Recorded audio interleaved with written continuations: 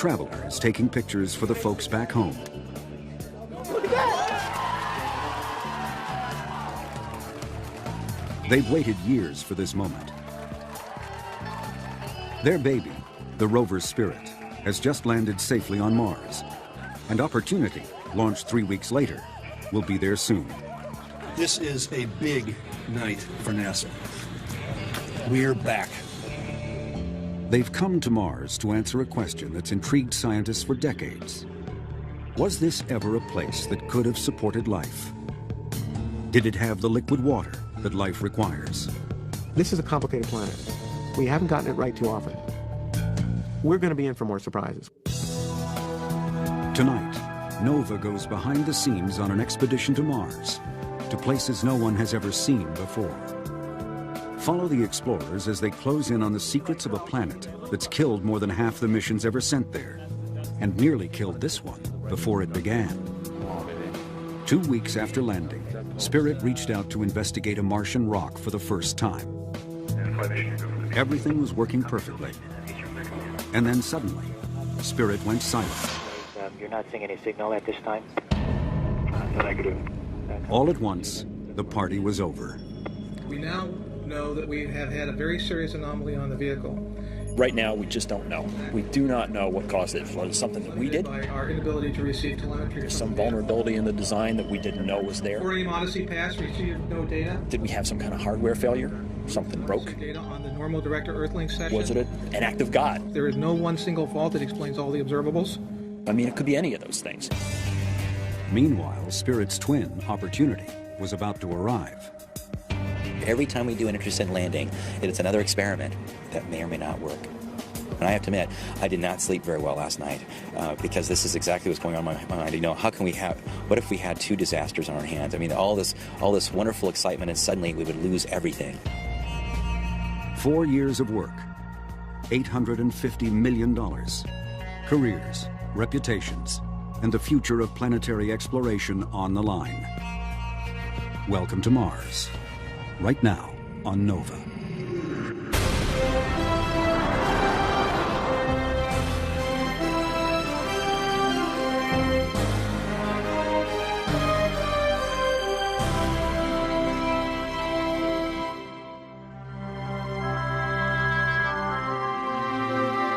Major funding for Nova is provided by the Park Foundation, dedicated to education and quality television. Science. It's given us the framework to help make wireless communications clear. Sprint is proud to support Nova. We see one small step on Mars. Microsoft is proud to sponsor Nova for celebrating the potential in us all.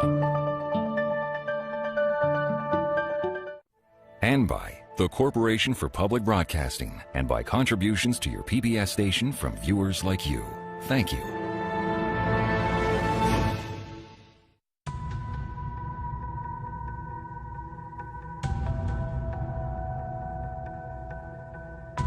The rover Spirit is 125 million miles from home.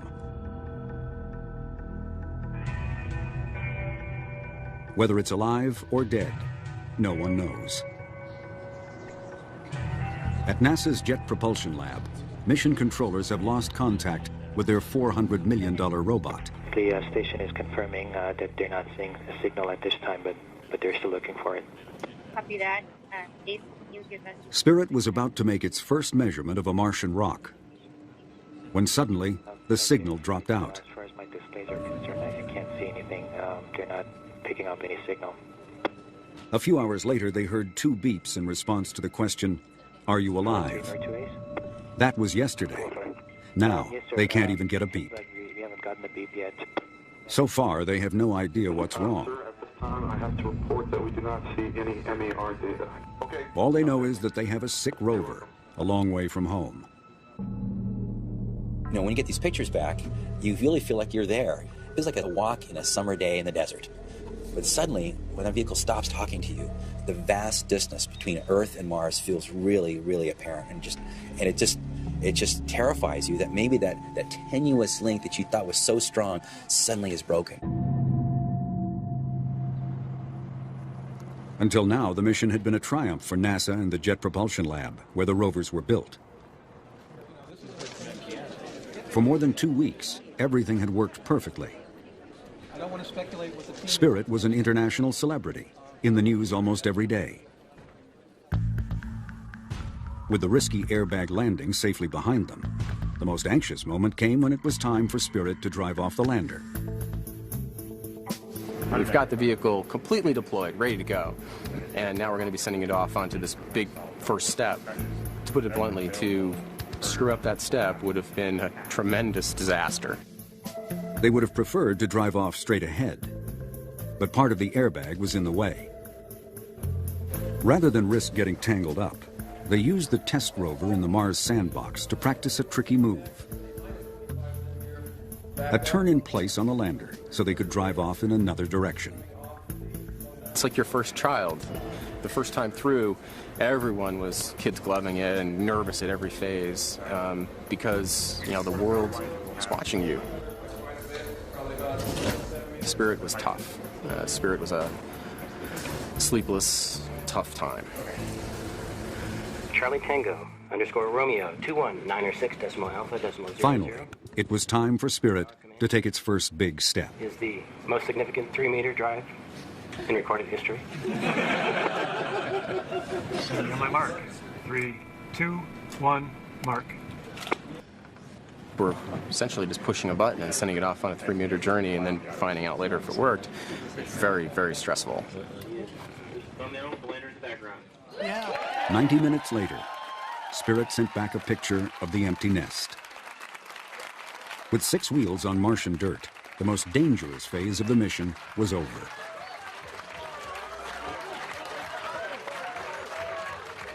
The time had come to start exploring Mars. This is what everyone had been waiting for. And then Spirit stopped talking.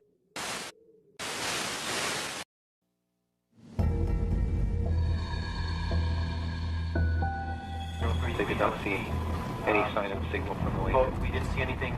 Okay, copy that. The next day, when we didn't get any communication down, there were people sitting there saying, oh my goodness, this thing might not ever work.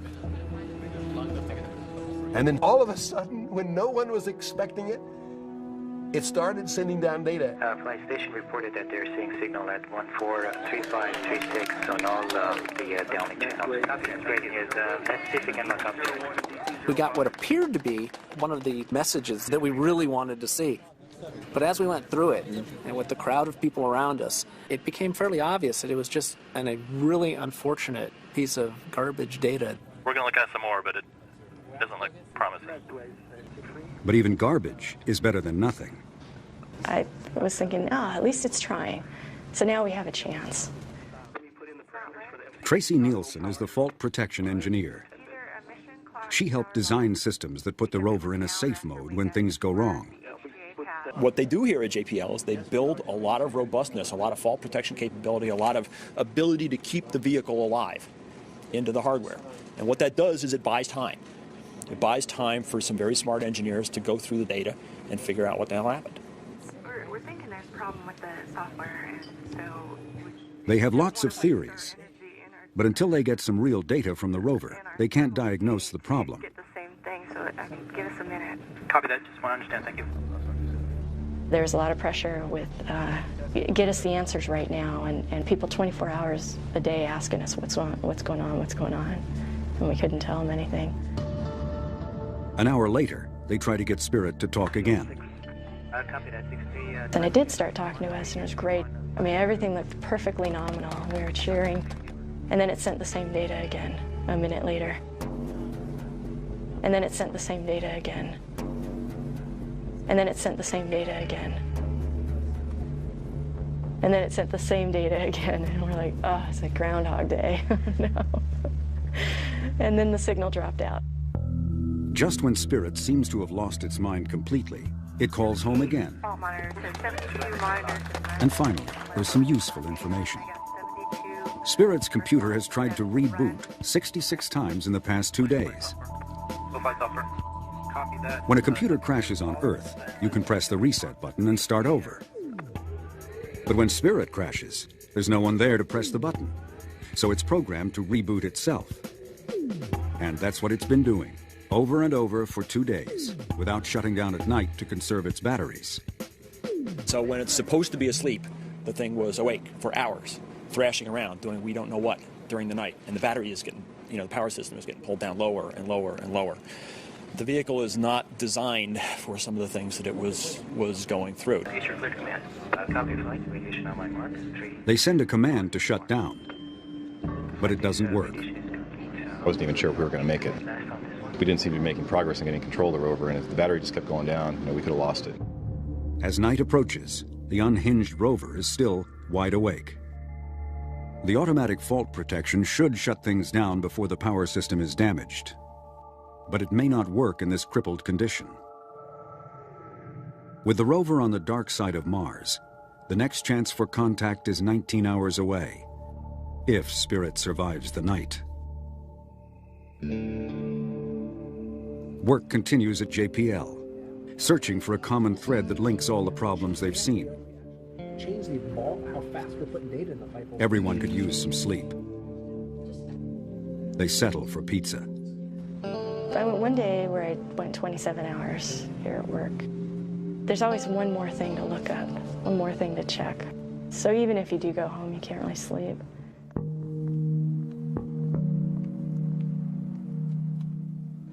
Tracy spends this night working with the test rover, trying to reproduce Spirit's puzzling behavior, while the rest of the team pursues other leads.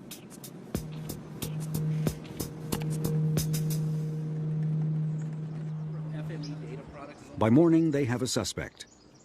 The flash memory, Spirit's equivalent of a hard drive, where the computer stores data when the power is off.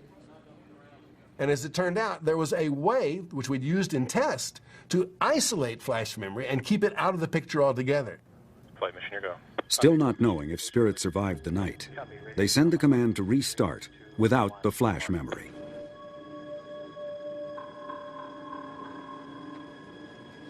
Nothing happens.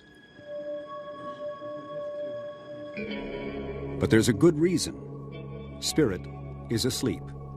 The fault protection worked, pulling the plug during the night, probably saving the rover's life.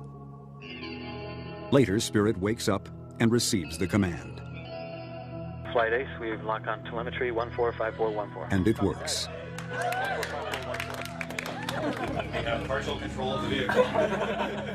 Even so, without the flash memory, Spirit can't do much, and they still don't know what's causing the problem. We are a long way from being out of the woods. It's going to be quite a while before we're doing science with this thing again, but we have got a way of talking to the vehicle now so that it responds appropriately. It has regained its sanity, and that's a good feeling. And not a moment too soon. Opportunity will be landing on Mars in just a few hours. Saturday night, January 24th. It's showtime at JPL. At 8:59 p.m., Opportunity begins its plunge to the surface of Mars. Spirit's crisis was a blunt reminder of how quickly things can go bad. And landing is the most dangerous moment they face. A nerve-wracking 6 minutes of automated parachutes and airbags that must work perfectly to work at all. If you go for that full emotional roller coaster ride, you're history. I mean, it is just emotionally too hard to take over and over and over again. Though this is an exciting ride, If we get this vehicle down on the surface of Mars, we'll be very, very, very happy. The spacecraft is bouncing on the surface of Mars and rolling around. The antenna is pointed in many different orientations. LCP, we see it on the LCP. We're seeing it on the LCP.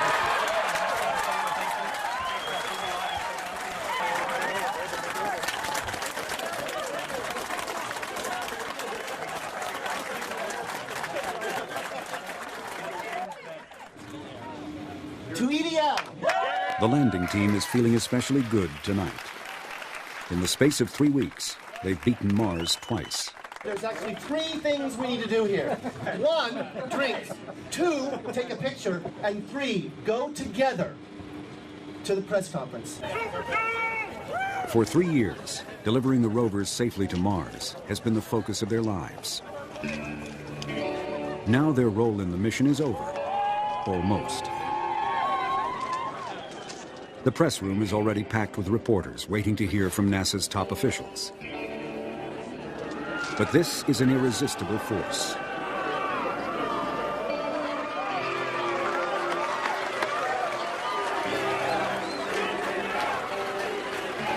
These engineers are now the world's leading experts at landing on Mars. Many of them are already at work on future missions. But this one will be hard to top. All of us on the EDL team acknowledge this is the greatest experience of our professional lives. So there's a lot of separation anxiety. That's what we're talking about. You know, how can anything match this? To the Mars Exploration Rover team, the best in the world.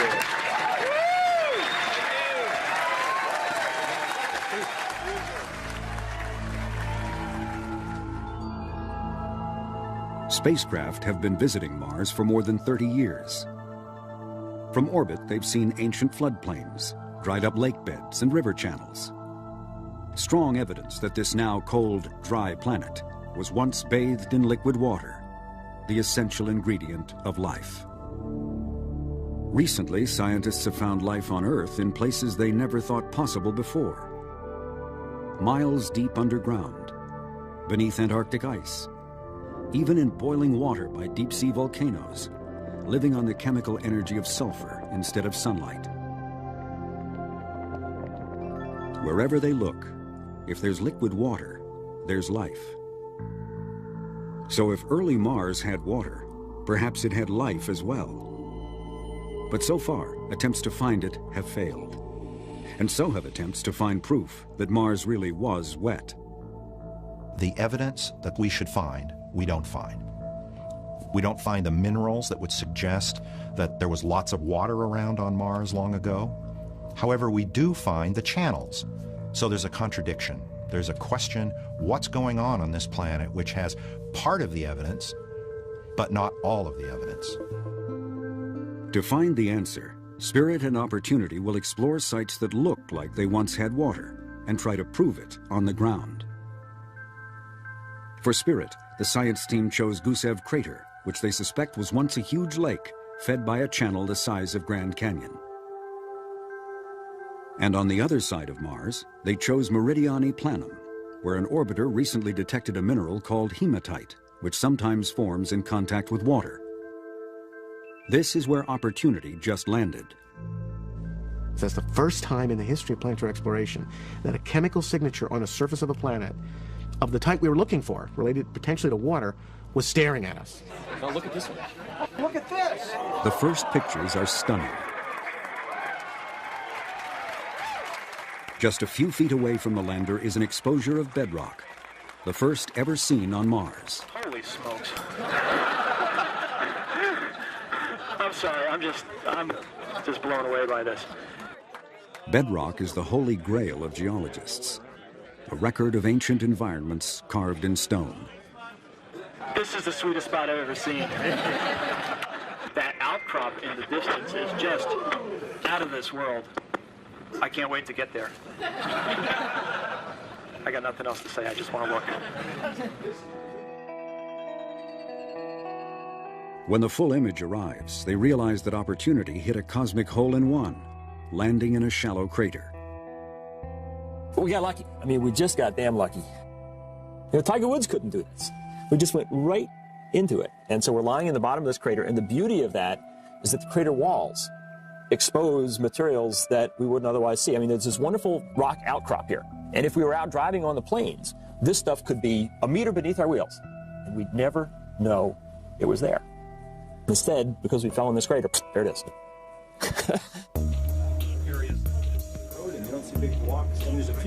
The science team has been planning, rehearsing, and dreaming about this for years. Okay. Led by principal investigator Steve Squires, this all-star collection of geologists and planetary scientists is about to start exploring Mars in a way that's never been done before. Right away, they're confronted with something new. The rock seems to have fine layers running through it. Layers suggest the possibility that it's sedimentary rock, formed by the accumulation of sand or mud, perhaps on the floor of an ancient sea. Or it may just be hardened layers of volcanic ash. Volcanoes covered much of Mars in lava and ash billions of years ago. And until now, scientists have seen little evidence of anything else. Most of the rock on Mars is volcanic lava flow. This is something else. This is an unusual Martian rock, at least compared to what we've seen everywhere else. The fact that these rocks are layered says that one possible origin for these is that they were laid down in liquid water. We do not know what's going on here, but the beauty of it is we have preserved in front of us a record that will answer that, and we have on our rover a toolkit of gizmos that will tell us that answer. A week later, Opportunity rolls off the lander. They look for the hematite, the water-related mineral that drew them here in the first place. The infrared spectrometer, called Mini-TESS, can identify minerals according to how they absorb and radiate heat. A false color image shows lots of hematite in the red and orange areas, and very little where it's blue and green. The areas with the least are where the airbags left their imprints. Then, with a microscopic imager on the robotic arm, they take a series of extreme close-ups of the soil and find another puzzle. Tiny spheres the size of BBs litter the ground. A short drive forward brings the rover close to the outcrop. Another image, with the color tweaked to distinguish different materials, reveals more spheres. And more close-ups show them eroding out of the rock. Embedded in this outcrop, like blueberries in a muffin, are these little spherical things. And they're really, really round, and we're trying to figure out what they are. Just a few days into the mission, Opportunity has turned up evidence of something. But exactly what remains to be seen. It's like a mystery novel, okay? You know, you read a mystery novel and you get fed these clues. And we're trying to piece these clues together. Right now we got a partial story, and it's, I don't know how it's going to come out. Spirit is ready to get back in the game. The engineers found that the problem was simply too many old files in the flash memory. I'm sure Opportunity is thankful to Spirit for finding this problem, because they would have been there in about a week, you know, and we would have had 2 rovers with, 15 stalls of debug. When they're sure that nothing else is wrong, they delete the old files, pronounce Spirit cured, and chalk it up to growing pains. The Spirit rover always seems to have been a bit of the trouble child. And it was just when all the attention was shifting away from Spirit to Opportunity, because Opportunity was going to land. It almost seemed like, a sibling that was trying to get attention back to itself. But along with the good news comes the realization that Spirit was not as fortunate as Opportunity in its landing site. If this was once the bottom of a lake, geologists would expect to find the kinds of rocks and minerals that form in a wet environment. They sample a boulder and the soil near the landing site. But it's all volcanic and shows no sign of ever having been wet. The evidence they're looking for may have been buried, or it may have eroded away, or it may never have been there at all.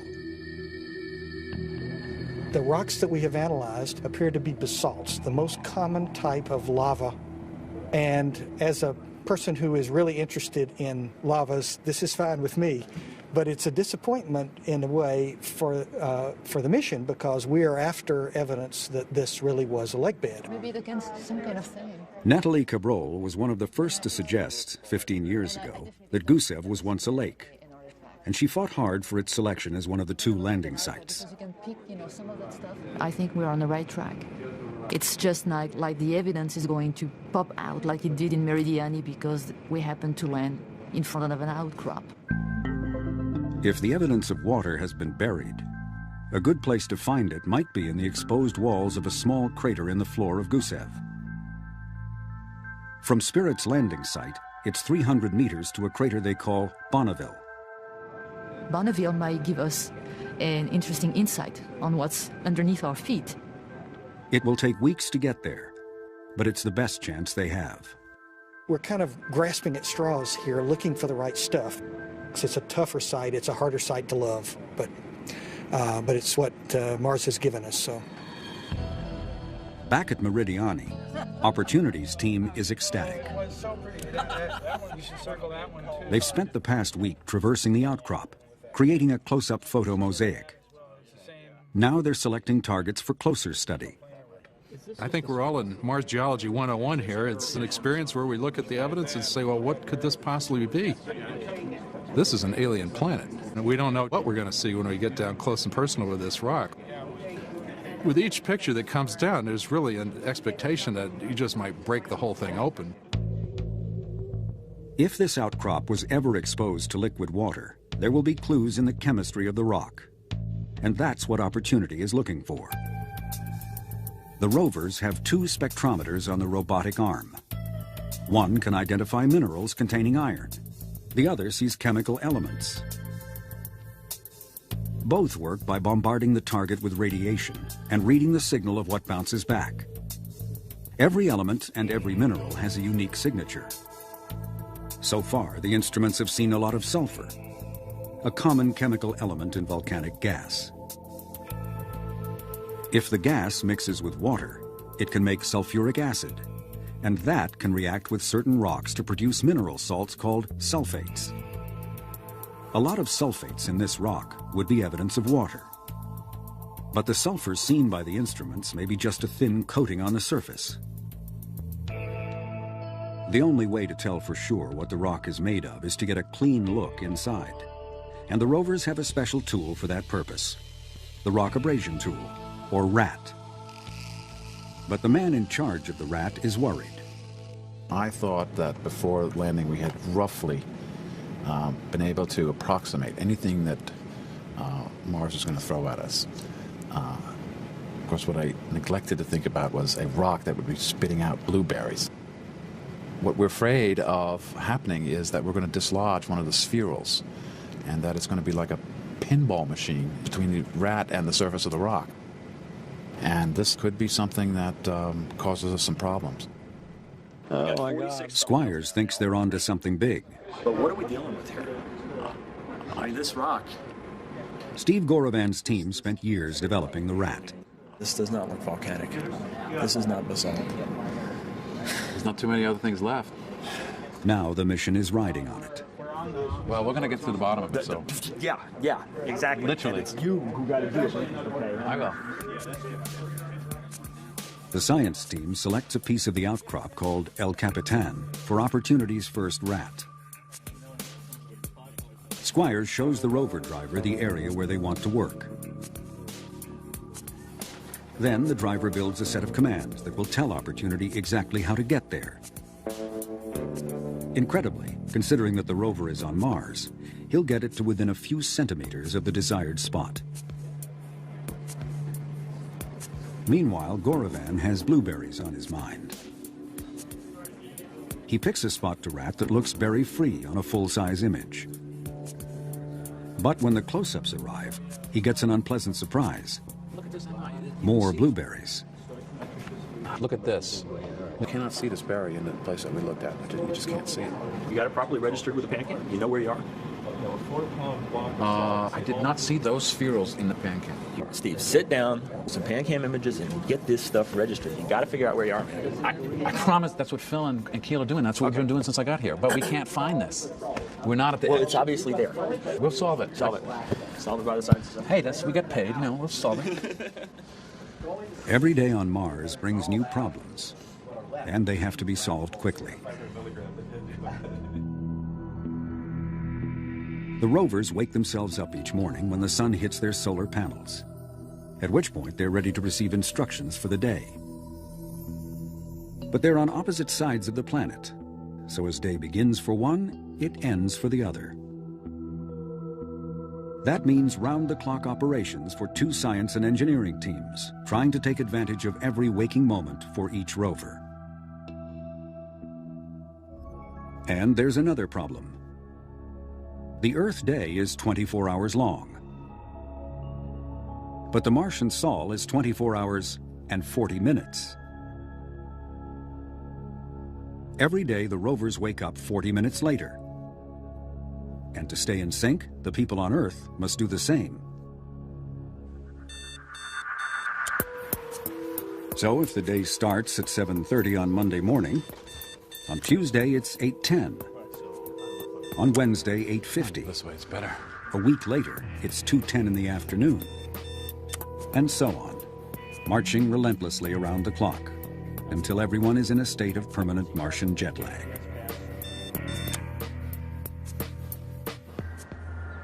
This is indoor work. Earth days and nights are blocked out. Diets tend to suffer. The primary food group is ice cream. It's trouble. There's no doubt about it. It's definitely trouble. There's an excess of cookie dough piece pops consumed in this organization. Mars time is especially tough on families.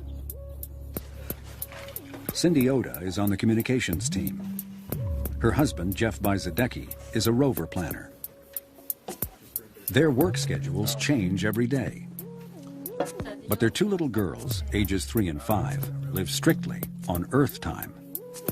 It still gets very confusing. Like, we're always trying to look at our schedule, trying to figure out what time exactly that we work and do we overlap, and also to coordinate with our children's schedules. You know, there's pickup time, their drop-off time, music class, and their swimming classes, and the ballerina class. If we didn't have any Earth time at all, it would make things a lot easier. It's the salt. This is 5 millimeters. It's even tougher for those who try to keep up with both rovers. They're both exciting. I like to go back and forth between the two. It takes real effort to force yourself to go home and sleep. It takes real effort to eat. But yet you don't want to miss anything. You don't want to say, oh my gosh, if I go home for a week, I'll come back and they will have figured it all out. Yeah, we gotta go to this place and beat them up. Each day is a race to absorb the new data coming down, and then while the rover sleeps, to prepare a plan for the next sol that's ready to uplink the moment the rover wakes up in the morning. No one knows how long the rovers will survive, so every minute counts. At Meridiani, the pressure is on to choose a spot to rat on El Capitan. That spot for ratting has to be chosen now. And I mean literally in the next, it should be chosen in the next, hour. What is this rock? That's McKittrick. Finally, his team picks a spot that looks safe. That's got to stay with me and do the uplink priority. Then they build a step-by-step sequence for the rat grind. McKittrick Base and James Barry. The plan gets worked over again by the full team, balancing science priorities with what the rover can handle. Every sol, every move they make on Mars goes through this same process. The engineers take the science plan and turn it into a string of commands the rover can understand. And by the time Opportunity wakes up in the morning, the command sequence is ready. Twisted knot in the stomach mode, first time using all. In mission control, they'll have one last chance to check the rat's position before giving the final go-ahead to start grinding. And now the fun begins. If the rat is not correctly placed, it could malfunction. It's precision work. And on Earth, all they can see is a still picture and numbers on a screen. I can't stand this. I wish it was over. That's good. Contact switch is tripped.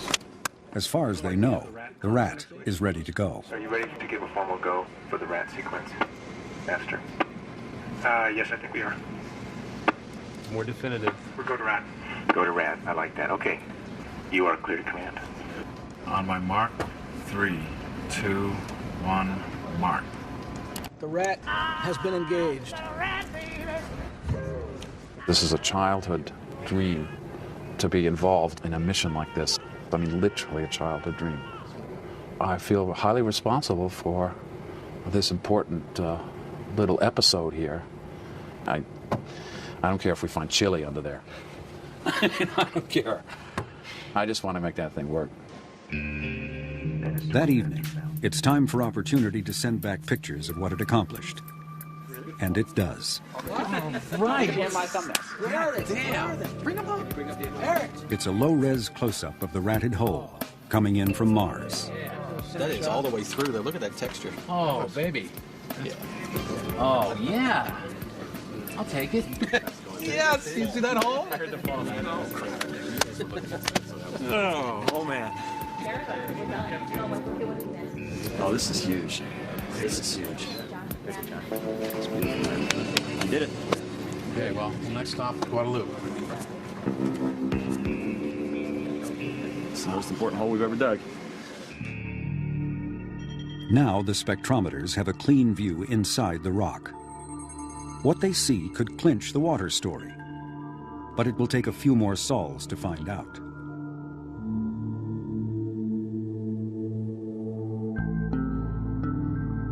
At Gusev, Spirit is closing in on Bonneville Crater, and there's still no evidence of an ancient lake.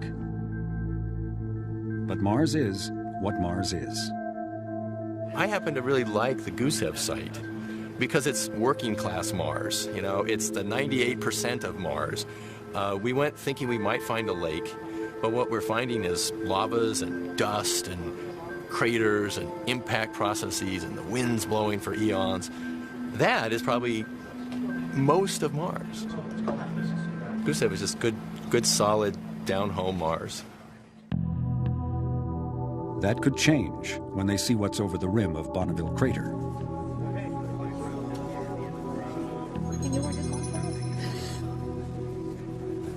Exposed bedrock is what they're hoping for. But when the pictures start to arrive, it's not there.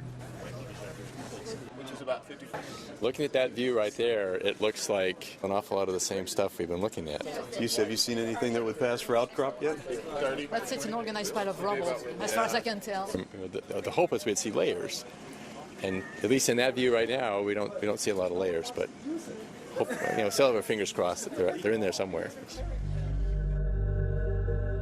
But at full resolution, the most interesting thing at Bonneville is the remains of Spirit's heat shield on the far side of the crater.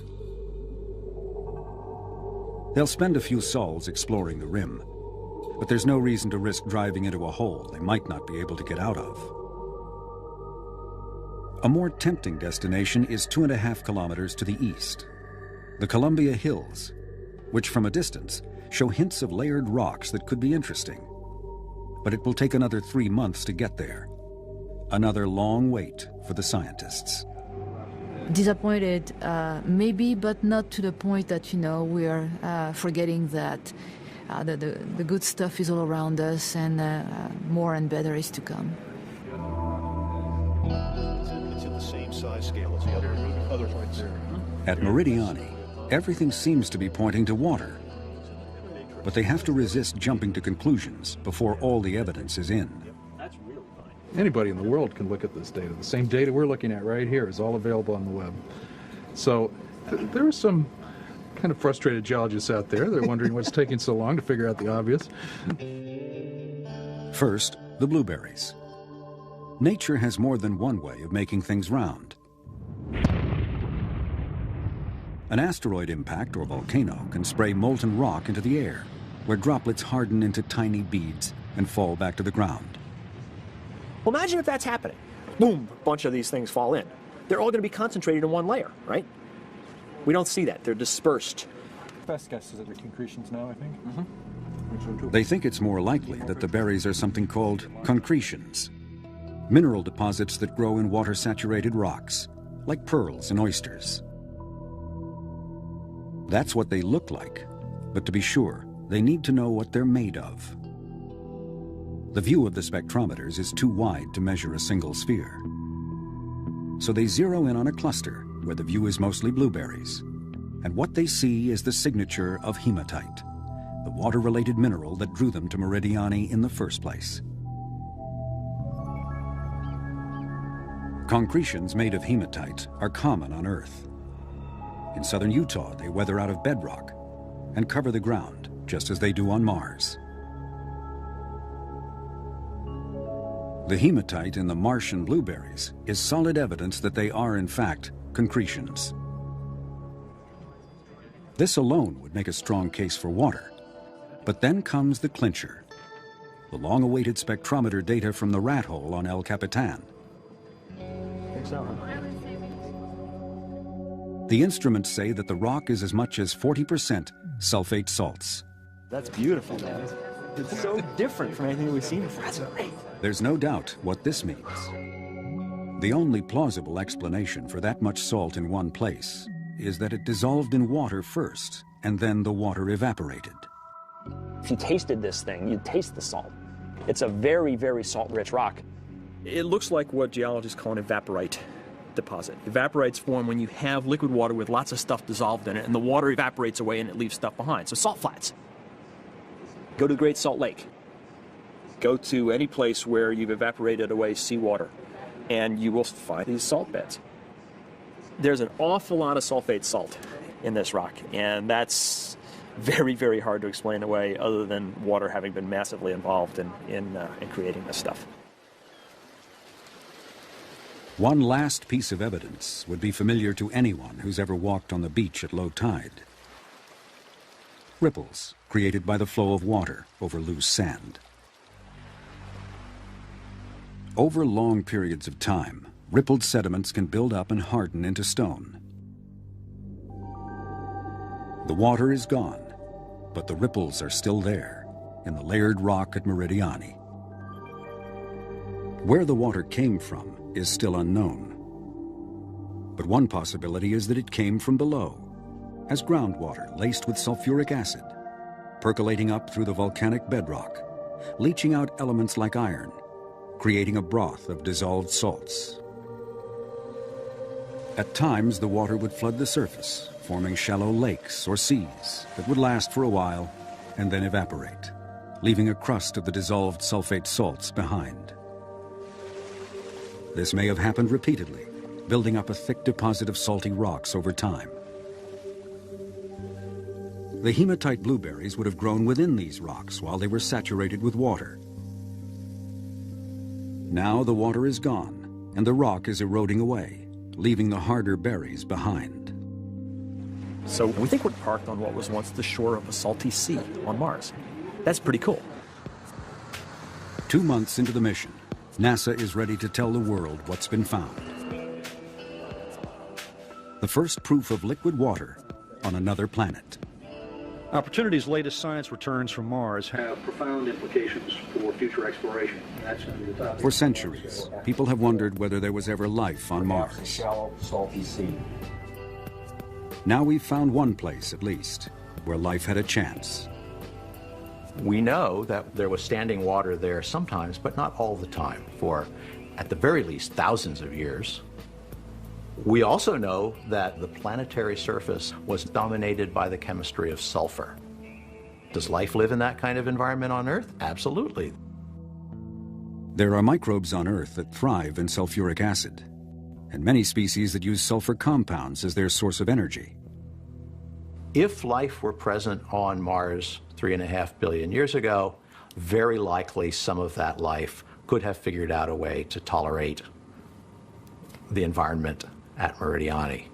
Whether or not there was life present to take advantage of those conditions is still an unsolved question.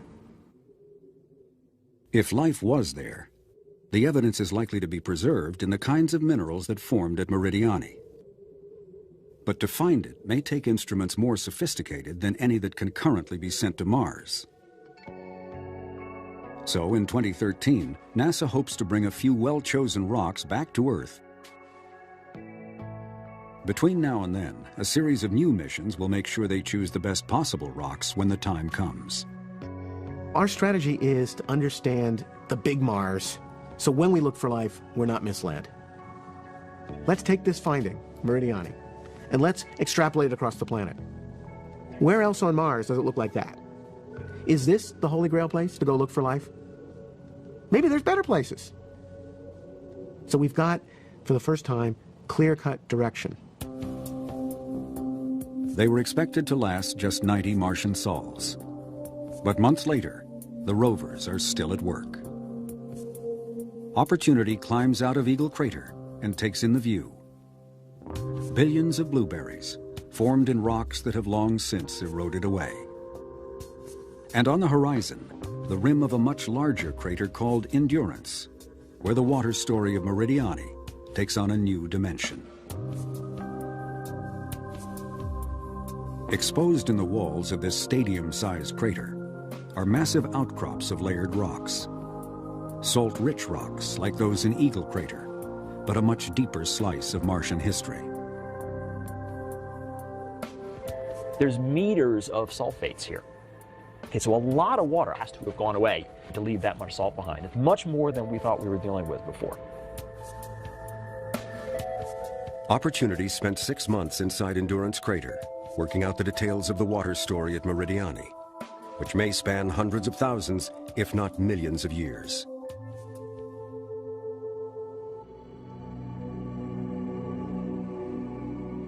And then there's Spirit, the long-distance traveler. On Sol 156, it's at the base of the Columbia Hills. 70 meters up is an outcrop of bedrock, the first they've seen in Gusev Crater. But it will be a tough climb. This is one beat-up vehicle. This thing has traveled for 3 kilometers. It's coated with dust. We got a gimpy wheel. You know, that front right wheel is hurting. If it was a fresh vehicle, I'd say, yeah, we could climb this hill. As it is, it's going to be a struggle. A month later, Spirit has beaten the odds and become the first mountain climber on Mars. And it's here that the rover finally gets lucky. Orbital maps suggest this bedrock is older than the floor of Gusev Crater, and possibly older than any lake it may once have held. But the instruments detect goethite, an iron mineral that can form only in the presence of water. This may prove to be a different water story than the one Spirit was looking for. In any case, it will add a new dimension to our picture of Mars. At Gusev, we get 2 different pictures. The rocks in the Columbia Hills can tell us something about very early events in Martian history. They also tell us that in the last 3 billion years or so, not much has happened. It's been cold, it's been dry, it's been quiet. Meridiani, wonderfully enough, fits into the interval between those things. So the whole history of Mars isn't this place or that place. They both show us a real Mars at different times in its history. Days grow short as the Martian winter closes in. Solar energy fades, and the rovers are slowly starved for power. How much longer they'll last, no one knows. International Space Station. The Bush administration announced in 2004 the Constellation program. On the moon. A plan that would return Americans to the moon by 2020. But the program was never fully funded and was eventually cancelled. In 2010, the Obama administration announced its vision for NASA on human Mars exploration. By the mid-2030s, I believe we can send humans to orbit Mars and return them safely to Earth. And a landing on Mars will follow. And I expect to be around to see it. With a new timeline for humans to Mars sometime after 2035, and with administrations changing every 4 or 8 years, it is far from certain that such a plan will be realized. 20 years earlier, the first President Bush also proposed a long-term human exploration program, under great fanfare. The program quietly died in Congress a few years later. If you want to go to Mars, you cannot do it in 30 years. You can't do it in 20 years. You've got to do it in 10 years or less from program start, or you're more or less guaranteed political failure.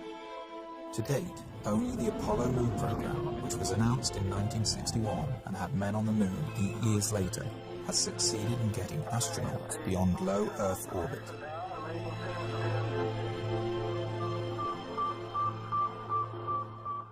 I was 5 when Sputnik flew.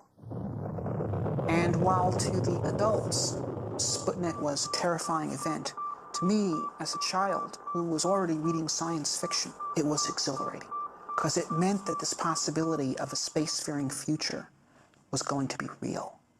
And I was 9 when Kennedy gave his speech committing us to the moon. To go to the moon in this decade and do the other things, not because they are easy, but because they are hard. I grew up during the 60s when it was Mercury, it was Gemini, it was Apollo. Every month, NASA was doing something more impressive than in the month before. We were going to be on the moon by 1970, Mars by 1980, Saturn by 1990, Alpha Centauri by the year 2000. We were moving out, and I wanted to be part of that. And so I got myself a scientific education. But then in the early 70s, it's all collapsed. We achieved the first part of that program, Moon by 1970, but the Nixon administration shut down the rest, and we did not move out into space. And for a while, I accepted that, grudgingly. I became a science teacher.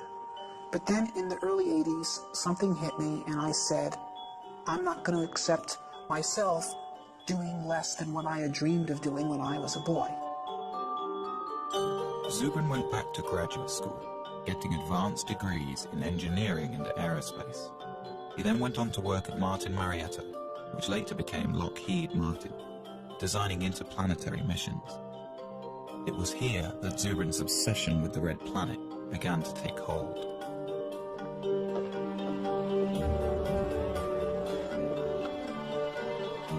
While at Martin in the 1990s, Zubrin and his colleagues developed a plan for sending humans to Mars that changed NASA's thinking on the issue.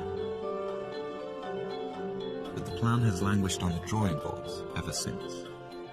Now, as president of the Mars Society, Zubrin is at center stage in the debate over the future of manned spaceflight.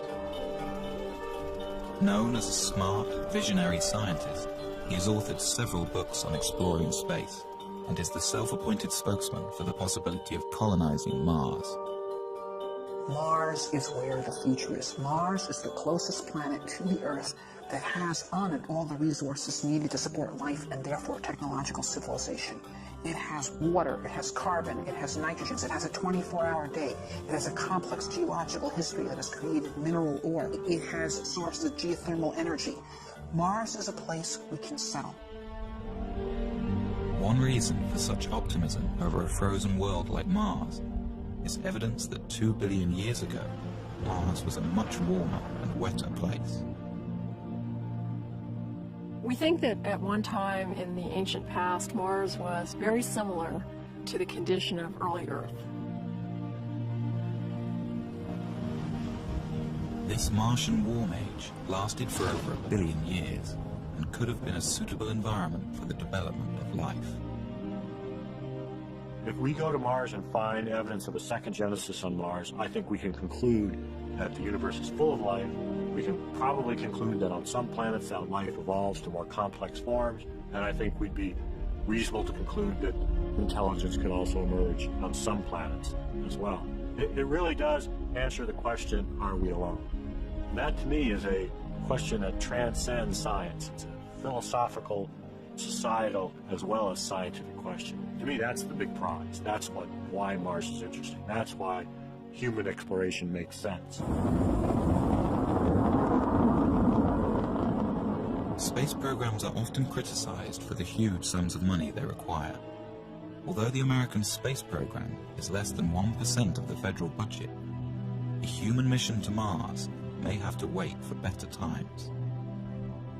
There are those who say that we have many problems to deal with here on Earth, and we need to postpone ventures such as the human exploration on Mars until these problems are solved.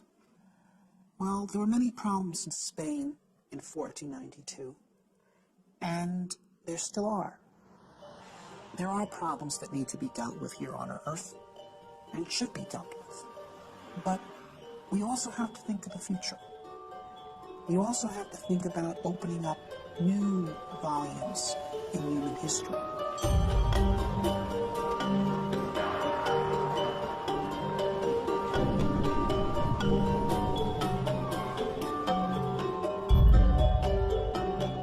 I believe that it's essential for a positive human future that humanity expand into space.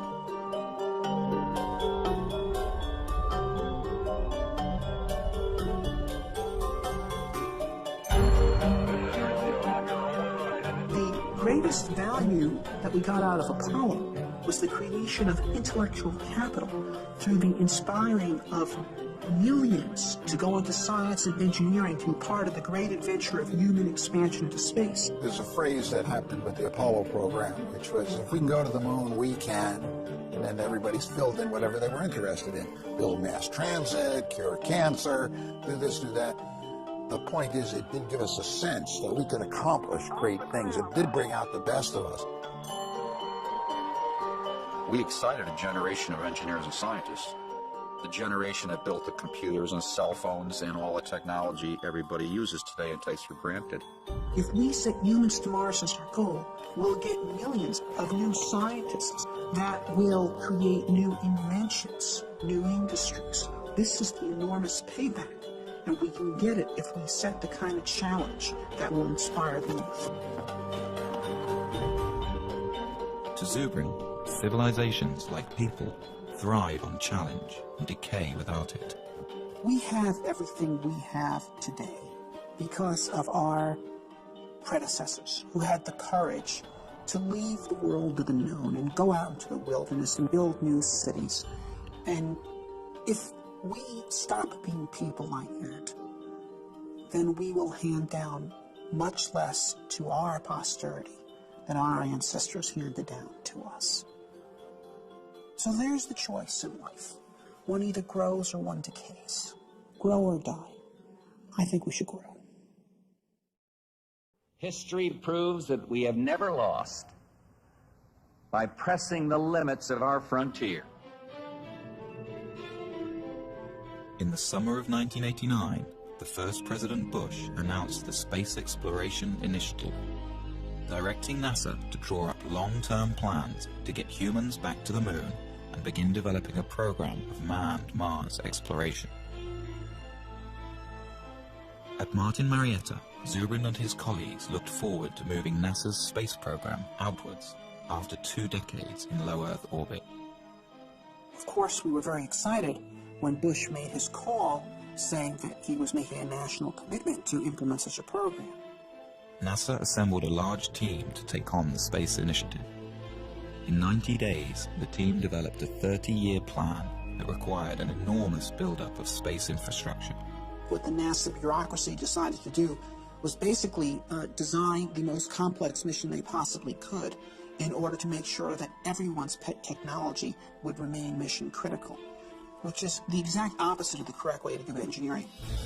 First, NASA would triple the size of the planned space station and add enormous hangars, as well as free-floating fuel depots, checkout docks, and cruise stations. Then, on the moon, they would construct more shipbuilding facilities, bases, and depots. Next, the moon crew would construct the Mars ship, a huge craft dubbed by its detractors as Battlestar Galactica. This ship would carry everything to Mars over an 18-month flight. Once in Mars orbit, a small group would descend to the surface, spend a few days, then plant a flag in the ground and go home. The plan became known as the 90-day report. To those of us at Martin who had been engaged in designing Mars missions, when we saw the monstrosity and complexity of the 90-day report, we were dismayed, and it was readily apparent to anyone with any insight that that program would fail politically. The plan was submitted to Congress. The estimated cost, $450 billion. The legislators went into sticker shock.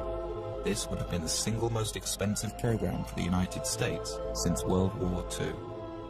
By the end of 1990, Congress had refused all requests for SEI funding. When the realization came that SEI was doomed, Zubrin wrote a memo to his colleagues at Martin Marietta, outlining his problems with the NASA plan and arguing for a more direct approach. Zubrin favored launching a Mars mission directly from the surface of Earth, using only existing rocket technology. This negated the need for a lunar base and avoided the complexity and cost of building ships in space. He also objected to NASA's plan for a short surface stay on Mars, a mission that would amount to little more than a flag and footprints exercise. To Zubrin, we were going to Mars to explore and develop a new world. To maximize surface time, Zubrin proposed using a faster flight path, known as a conjunction-class mission. This would mean a crew could arrive on Mars after only a 6-month journey. They would then remain on the Martian surface for a year and a half. This would give the team time to explore a wide area and conduct detailed research about the planet. Then, as the Earth return window opens, the crew would launch from Mars for the 6-month trip home. Zubrin was convinced that a simplified, more robust and cost-effective mission could be designed using these principles. Along with several like-minded colleagues, Zubrin decided to ask management at Martin to allow them to design alternative Mars missions. The management approved that, and we formed a team. It was known as the Scenario Development Team, of just 12 people from the whole very large Martin company. One team member, whose thinking was closely aligned with Zubrin's, was David Baker. I went off to my office and said, all right, how would I do a Mars mission if I had to pay for it and I had to go on the ride? And I said, well, it's going to be simple. There's going to be no on-orbit assembly. I really tried to take everything out of the mission that didn't absolutely need to be there. While the rest of the team focused on longer-term, more traditional mission plans that required on-orbit assembly, Zubrin and Baker decided to collaborate on a mission that could be done near-term. We decided to do Mars the way Lewis and Clark did America. Okay. Use local resources, travel light, live off the land. Zubrin and Baker were convinced that a Mars mission could be launched directly from the ground. The other team members felt this was impossible, that the weight of the rocket fuel required for a round trip to Mars was so enormous it would render the launch ship impossibly heavy. To solve this problem, Zubrin was exploring a radical idea that had been kicked around the aerospace industry since the 1970s. The idea was to produce a methane-oxygen rocket fuel directly from the Martian atmosphere. It was a relatively simple and robust chemical engineering procedure that was done commonly in the 1800s, the era of the gaslight. If the idea worked, astronauts could land a relatively light ship with empty tanks. They wouldn't have to ship all the fuel with them for their return trip. This would radically lower their size and weight. The only problem was methane-oxygen fuel requires a hydrogen component. Hydrogen exists on Mars in the form of H2O, but water may be difficult or impossible to extract from the Martian environment. Really, the hydrogen was only 5% of the total weight of the methane-oxygen propellant being manufactured. So if you just say, okay, we won't be pure, we won't get all of the propellant from Mars, we'll just get 95% of the propellant from Mars. The other 5% of the hydrogen we'll just bring from Earth. Another fundamental resource that could be extracted from the Martian environment is oxygen. A second processing unit would separate oxygen molecules from the thin carbon dioxide atmosphere, providing breathable air for a Mars crew. If used intelligently, the same resources that make Mars interesting are precisely what could make it attainable. Baker and Zubrin had greatly reduced their mission mass, but they still found their ship was too heavy and would require 2 launches and assembly in space. Then Zubrin hit on an idea. Well, one of the key events of the Mars Direct development was one morning Bob burst in my office and said, I've got it. The idea that I finally hit on in 1989 was that we'd split the mission up into 2 parts, and we'd send the return vehicle out first with its own return propellant plant. So the propellant would be made on Mars before the first astronauts ever left Earth. With 2 separate direct-to-Mars launches, a human crew would have a fully fueled ship waiting for them on the surface of Mars before they ever left Earth. So Zubrin and Baker had come up with a plan that seemed to accomplish all of their goals. It was relatively inexpensive, development time was short, they could use existing technology, and it allowed for a long stay on the Martian surface. They dubbed their idea Mars Direct.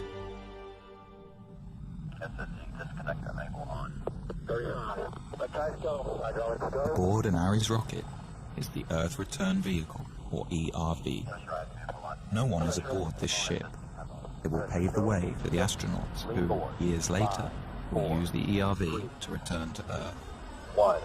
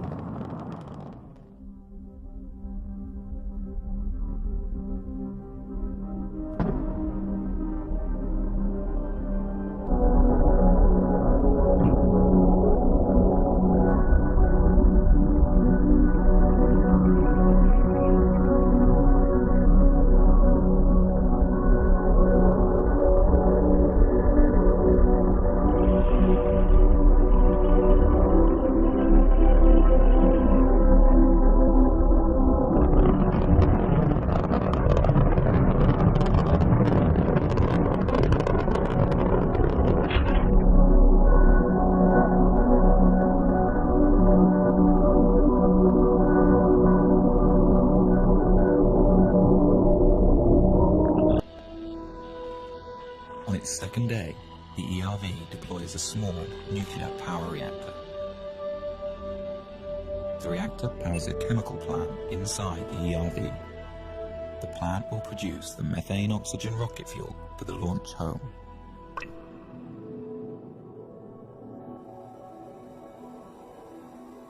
Nearby, a second robotic rover is guided to a pre-picked landing site for the human crew. It places a radar transponder to help guide the astronauts in. The long journey to land a human being on Mars begins. 3, 2, 1, engine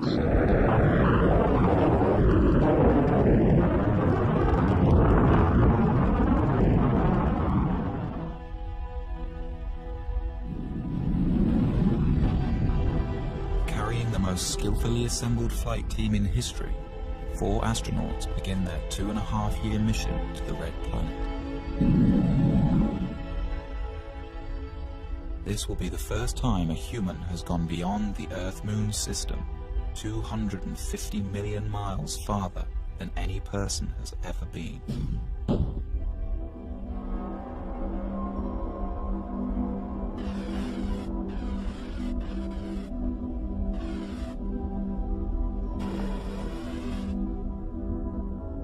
To counter the health problems of zero gravity, and to fully acclimate the astronauts to Mars, the ship will deploy a weighted tether attached to the last stage of the spent rocket booster. By thrusting the ship into a rotational spin, the counterweight of the rocket will create centrifugal force and thus artificial gravity. The crew will be able to live with their feet planted firmly on the floor during their 6-month transit. But the HAB is not entirely alone on its journey. Just ahead of it is a second ERV, identical to the first. Launched just a few weeks prior to the HAB, it will prepare the way for a second human crew that will follow 2 years later. It can also function as a backup for the first mission, if anything should go wrong.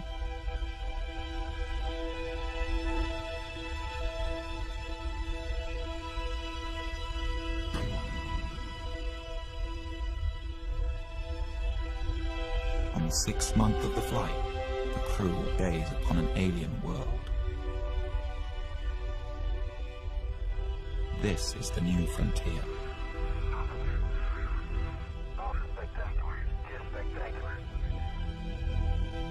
After days in orbit and satisfied with the landing conditions, the crew will receive final word from Mission Control on Earth. All systems are go for entry descent landing. 3, 2, 1.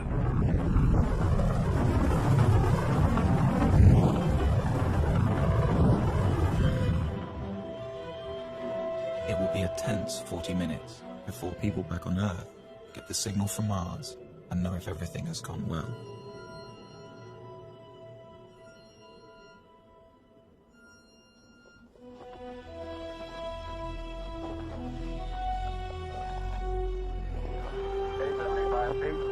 Looking good, down and half. Forward. 60 seconds. Lights on. Forward. Forward. 40 feet down, 2.5. 3 shadows.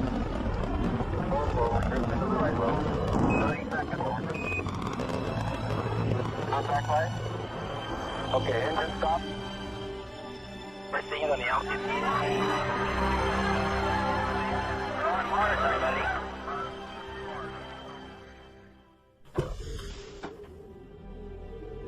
For more than 500 days, the astronauts will live on Mars and embark on one of the greatest journeys of discovery in the history of science. Will they find life? Or the fossilized remains of past life?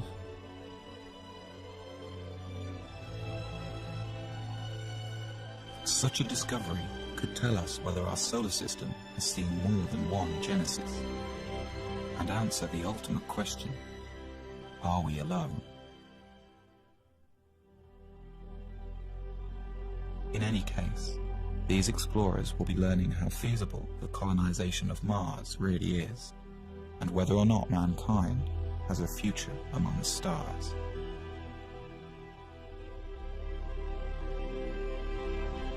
Then, when the time comes and the window for Earth return opens, the crew will climb into their Earth return vehicle and head home.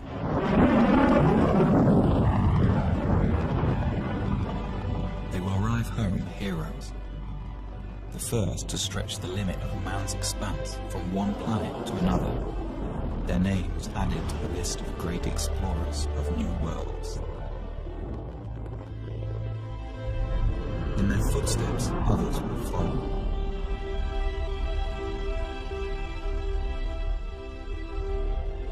What began as a trickle is free to rise into a deluge of humankind, sweeping over a once barren land and transforming it into a viable new world.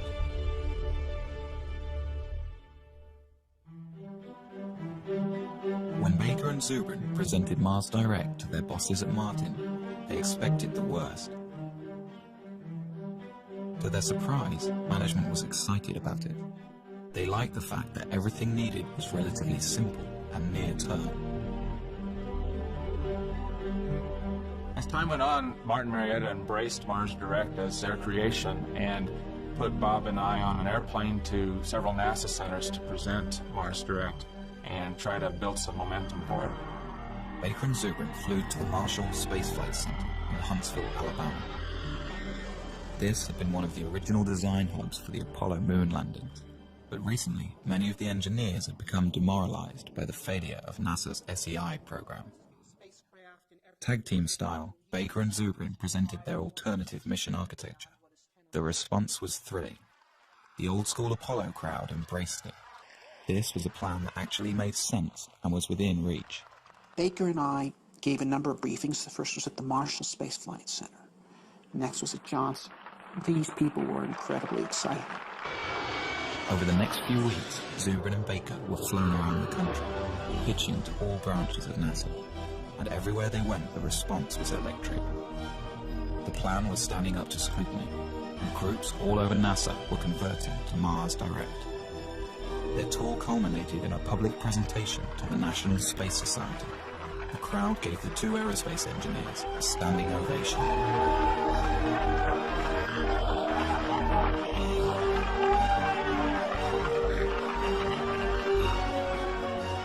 A week later, the story was in newspapers around the country.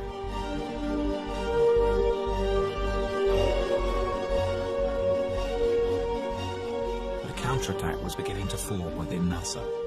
The space station teams and many in the advanced propulsion groups were against the idea. Since Mars Direct didn't need their programs, they felt under threat. As quickly as doors opened for Zubrin and Baker, they began to close. NASA didn't want to pursue a Mars mission at that time. They didn't want to be derailed by a bunch of Mars fanatics that thought that their idea of what NASA should do should overwhelm what NASA thought NASA should do. What we did in Mars Direct was literally come up with the leanest solution, the one that involved the least spending on an assortment of technologies and infrastructural elements, including, for example, we made no use whatsoever of the International Space Station. And so people involved in all those programs were very upset because we were showing that you could go to Mars without their program being required. They felt that we were de-justifying them. The NASA administration rejected Mars Direct. The two engineers were outsiders again. But Zubrin remained determined. Bob had grabbed hold of it, and I could see that it was his, and no matter what I did, he was going to do what he was going to do, and he was going to be a proponent for it and push it, and I really saw my role sort of evaporate. It's a little bit like being a dim planet next to a bright star around him in terms of his enthusiasm, and you really can't compete with that. All you can do is decide how you're going to deal with it. By February 1991, Baker quit Martin to start his own firm. Zubrin battled on. For the next year and a half, Zubrin tried to get NASA to pay attention, giving speeches, writing papers, but Mars Direct's time seemed to have passed.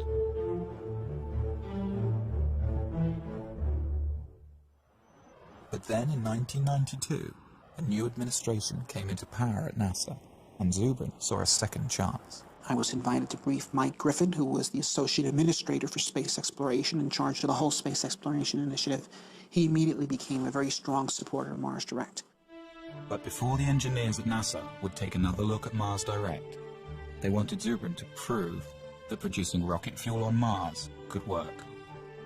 They gave Martin Marietta a small budget to do an experiment. Zubrin and his team built a machine called the In Situ Propellant Plant. It could take carbon dioxide, the dominant gas in the Martian atmosphere, combine it with a little hydrogen, and produce a methane-oxygen fuel. We did it in 3 months. With a very small team, we built a plant that was 94% efficient, and no one who actually participated in that effort was actually a real chemical engineer. They were all aerospace engineers, like me, who were simply dabbling in chemistry in order to prove to NASA that 19th century chemical engineering really worked. With the experiment a success, the administration had Zubrin give detailed briefings of the mission plan to the engineers at the Johnson Space Center. They liked it, but had some problems. Dave Weaver was the lead mission architect. There were a number of things that we were concerned about with Bob Zubrin's mission. First of all, we thought his estimates of mass were probably too optimistic. Didn't have sufficient margins for a variety of things, not the least of which would be things like provisions for the crew, the amount of water that would be required. We thought his ascent vehicle was very large, which meant his power requirements, his propellant requirements were much larger than needed to be. His trip times out were too long, and that for very little effort you could get them shorter. The other problem was the size of his crew. He had a 4-person crew. I think virtually every study that's been done says that a 4-person crew for a 3-year type of mission is probably not realistic. Weaver took Zubrin into his office, and the two men worked out compromise mission architecture. First, Weaver wanted 3 launches for every mission instead of 2. The first year, 3 ships would launch: a MAV, Mars Ascent Vehicle, an unoccupied HAB, and an ERV, Earth Return Vehicle. The HAB and MAV would land on the surface and begin producing fuel for the return flight and air for the crew. These craft would spend 2 solitary years on Mars, allowing NASA to test all of the systems before sending a human crew. Then, in the 3rd year, 3 more ships would launch, this time with the HAB occupied by astronauts. The other 2 ships are for a future mission, unless needed as a backup for this crew. Once on Mars, the team could also utilize the first HAB. Then, after a 1.5-year stay, the crew would climb aboard this small capsule and rendezvous with the return ship. This ship would carry them back home in a roomier environment than Zubrin's ERV.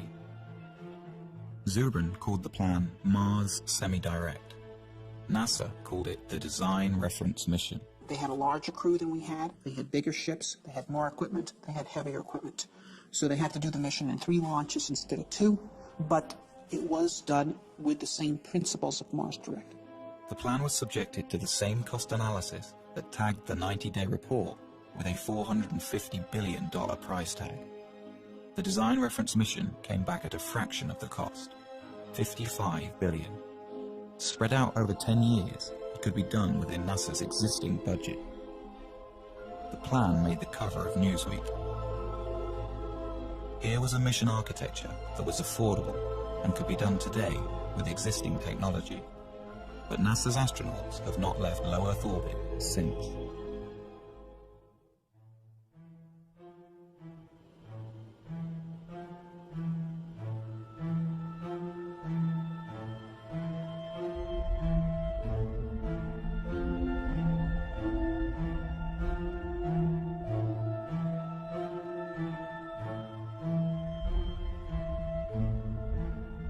With the completion of the International Space Station and the retiring of the Space Shuttle program, a debate rages over the future of space exploration. Should NASA continue to focus on low Earth orbit, developing technologies for the future? Or should NASA have a goal, like it did in the 1960s with Apollo? The way we got to the moon was by a presidential imperative that demanded that NASA get to the moon within a decade. So NASA was forced to sit down, design a plan for how to do that, and then fly the mission. Since that time, without the presence of a driving imperative, we engage in basically a random set of constituency-driven programs which are justified ad hoc afterwards by the argument that they could prove useful at some time in the future when you actually have a plan to go somewhere. I think NASA has focused on a steady process where the government can't just pull the plug on their funding. I think the Apollo cancellation was very traumatic for NASA, and it really transformed NASA from what it was in the 60s to more of what it is now. If you have a singular program like going to Mars, then it is very vulnerable to having its funding pulled. NASA must be destination-driven. It is the only thing that allows the agency to be productive. NASA was 100 times more productive when it was destination-driven than in the period it has not been. And we have stagnated in NASA since 1973. 30 years, more than a generation, has been wasted.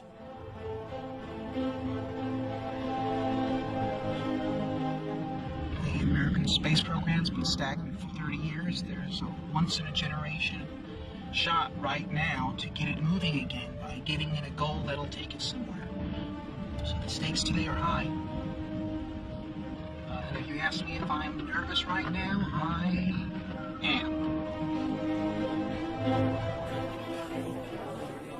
Dr. Zubrin. Why is NASA stuck in low Earth orbit? The problem with NASA's lack of current achievement is not money. The problem is lack of focus, it's lack of a goal. It shouldn't be humans to Mars in 50 years. It should be humans to Mars in 10. We can do this. We do not need gigantic nuclear electric spaceships to send people to Mars. That is pork, it's nonsense. The primary question I get from American people is, why aren't we doing this? There's a big sense of disappointment, almost verging on a sense of betrayal. The purpose of spaceships is to actually travel across space and go to new worlds, not to hang out in space and observe the health effects from doing so. Dr. Zubrin, in your testimony, you were very passionate, but you also were mad. You're mad we haven't done this, or that this vision has been stolen from a generation? I guess you could say that. It's like Columbus coming back from the New World and Ferdinand and Isabella saying, so what, forget it, burn the ships. Okay, that's what has happened in this country.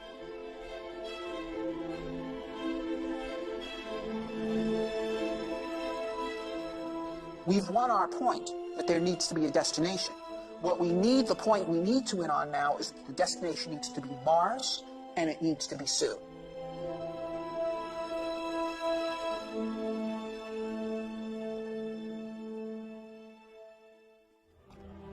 The movement to send humans to Mars in the near term began at the University of Colorado in 1978. A graduate student in astrogeophysics named Chris McKay gave a small seminar on the possibility of introducing life to Mars. I got interested in Mars in graduate school. I entered graduate school the same year that Viking landed on Mars and sent back these images that sent back data that showed all the elements needed for life are here on this planet, and yet there's no life here.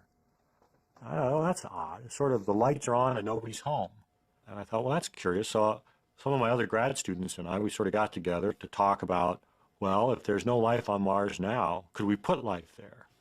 And that evolved also into the question was maybe there was life in the past, and we could find fossils, evidence of it. Well, how would you do that? Well, you do that by sending people there. Together with fellow graduate students, the group decided to put together a small conference to discuss the matter of human Mars exploration. We basically just started a forum. We invited everybody from all the NASA centers and from all the universities who were involved in it, and they all came. And it really was, in retrospect, I realized a very important step toward building a consensus for human exploration of Mars. In 1996, I published my first book, The Case for Mars, and the response was phenomenal. I got 4,000 letters from all over the world. I had Parisian bankers and 12-year-old kids in Poland and firemen from Saskatoon and astronauts, and they're all writing me and saying, how do we make this happen?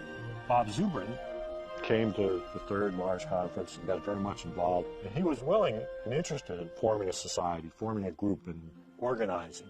He said, look, if we can pull these people together, if we can get them to work together, we could have a force that could actually make humans to Mars happen. The group formed the Mars Society. Robert Zubrin became the president. They held their first convention in 1998. The convention was just magic. We had no idea how many people were coming. They were there not just from the United States and Canada and Europe. They were there from Israel. They were there from Mozambique. They were there from New Zealand. It was astonishing. Since its inception, the Mars Society has attracted members worldwide. Derek Shannon is the head of the Southern California chapter. He's met with political leaders from all over the country. If you make them look at the whole Mars vision in historical terms, it becomes a much easier sell. How will the Martians remember our century? They're probably not going to remember our deficit, our wars, our healthcare. Those will be footnotes. What they'll remember is that out of all of human history, there came a generation that decided to take this amazing step out into space. And if you tell politicians that they're the ones whose names actually get to be remembered, that's when, hopefully, the space program starts going somewhere. In order to further the knowledge necessary for a manned mission to the Red Planet, the Mars Society has been building research stations around the globe, all of them based on the design of Zubrin's HAB module.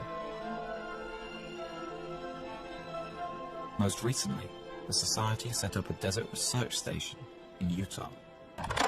Here, international researchers and aerospace students come to do experiments under the harsh desert conditions and learn what's necessary to keep a Mars crew alive and productive.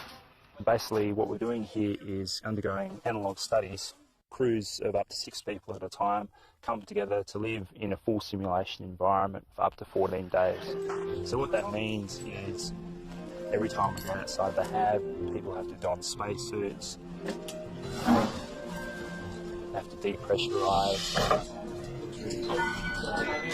When you go outside, they're called extravehicular activities. They can only be of a certain duration due to the air supply.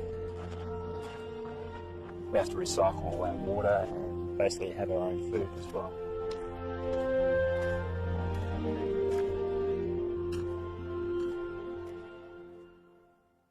It's great to fantasize, but it's another thing when you have to put it together, when the nuts have to fit the bolts.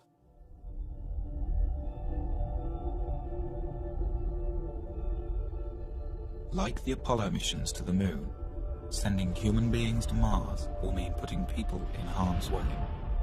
There are many dangers in outer space, and many things could go wrong. A serious equipment breakdown could doom the crew to their deaths. Some argue that the risk of failure is simply too high.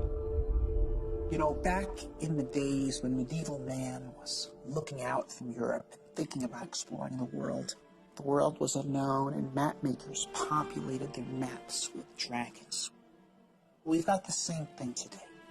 There are people who are afraid to go out into space, and they've populated their maps of the solar system with dragons. You know, we've got cosmic radiation, we've got zero gravity, we've got back contamination. But these are dragons that we can take on.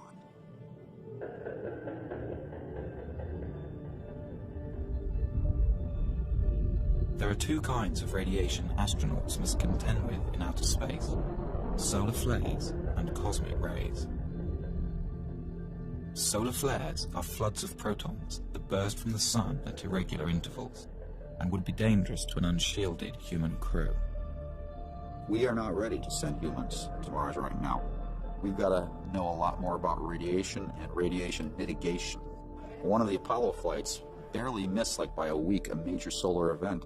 If it had gone off when the Apollo astronauts were on the way back and forth to the moon, they would have gotten their entire lifetime radiation dose in that one mission.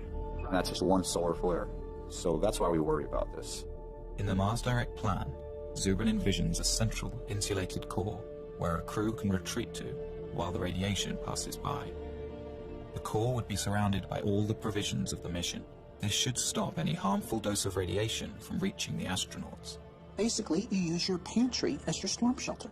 So a solar flare happens, the alarm bell rings, the crew goes into the storm shelter, they stay in there cramped up pretty tight for a few hours until the all clear rings and they come out.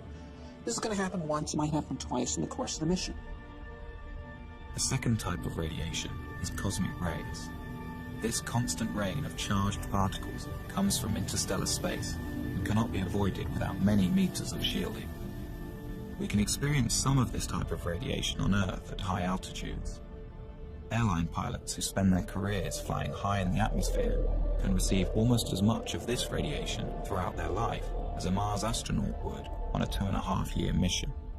It's a long trip. It's a 6-month trip there, a 6-month trip back is probably a year on the surface. That's a lot of radiation. The best estimates are that the magnitude of that dose is not that great. Perhaps 60 rem of radiation scattered over 2.5 years. Now, 60 rem of radiation delivered over a long period of time like that would not create any noticeable effects at all. It would, though it is believed, increase your statistical risk of getting cancer at some point later in your life by about 1%. Right now, if you're an average American and you do not smoke, you have a 20% chance you're going to die of cancer. This would make it 21. If you're an average American smoker, it's 40.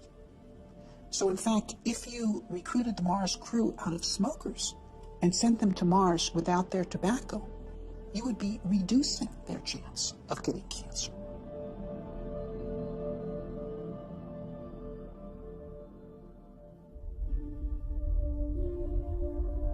With the immense distance from Earth, never before experienced by a human being, with the constant dangers of outer space surrounding their small, life-sustaining craft, and with nowhere else to go, the psychological impact on a crew could be severe. Fear is real. I mean, it would be, to me, abnormal for a person to not feel the fear of getting on a rocket and launching into space and going to Mars. So I think fear is a very normal thing that all astronauts, in fact, are supposed to have.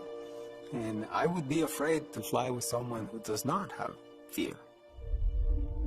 Some psychologists worry that cabin fever could set in, and the crew might literally go crazy. The human Mars mission is a more rigorous and difficult condition than most of us experience in daily life. But it is hardly a more difficult situation than many people have endured throughout human history.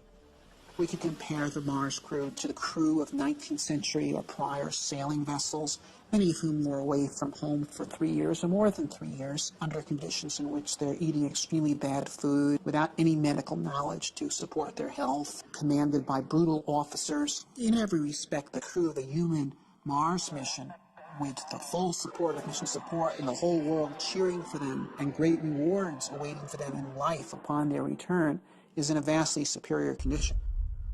The Mars Direct crew will spend most of their time inside the 2-story hab, carefully designed to promote psychological well-being despite the confinement.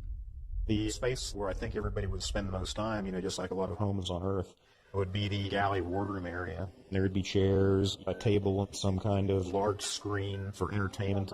You would have individual staterooms about 4 or 5 feet wide. The ability for them to communicate with loved ones, with colleagues on Earth, I think will be almost unlimited.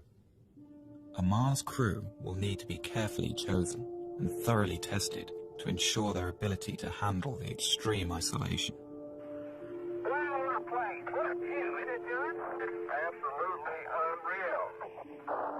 John Young, who went to the moon, used to say that he could cover the Earth by just lifting his thumb up to it. And he says that when you go to Mars, you are going to redefine the concept of loneliness. And so it is very important that the crew be well balanced and well chosen so that they can support each other. Whoever gets picked to go, they will have to learn to live together for 2.5 years. If you put out a call for volunteers for the first crew to Mars, they'd be lined up coast to coast. Most people recognize what's left after you go is the good you left behind. And to take part in a venture of this character, such a historic character of extending the reach of the human species, this is something of immortal significance.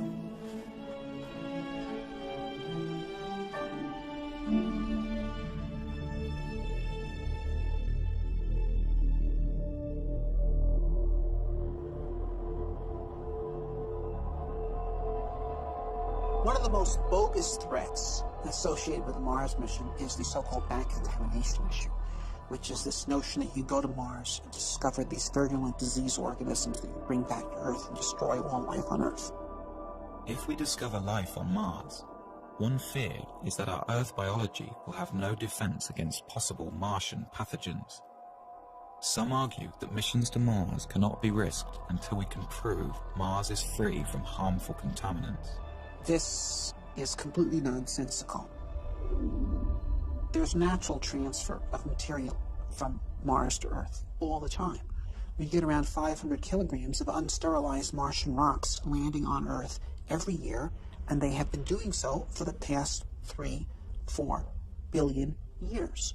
And so if there were Martian organisms that could contaminate the Earth, they've already done so.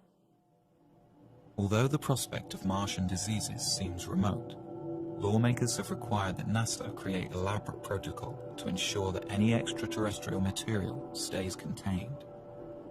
And like the Apollo astronauts, who spent 17 days in quarantine after their return from a sterile moon, a Mars crew will have to be thoroughly tested for any harmful Martian pathogens. The probability is infinitesimally tiny. But nevertheless, this is our home planet and it's extremely important and we have to protect it. The idea of a pathogen on Mars is clearly ridiculous because there is no megafauna or megaflora on Mars for pathogens to infect. So it is impossible to propose a credible life cycle for a Martian pathogen. The diseases that afflict us have been co-evolving with us and our ancestors and near relatives for the past 3 billion years, and they are specifically designed to live inside the habitat of the human body and to overcome its defenses. And they've been engaged in an arms race with the human defenses for those 3 billion years. This is why humans do not get diseases from distantly related species. For example, I don't know of any person who has ever contracted Dutch elm disease. And trees don't get colds.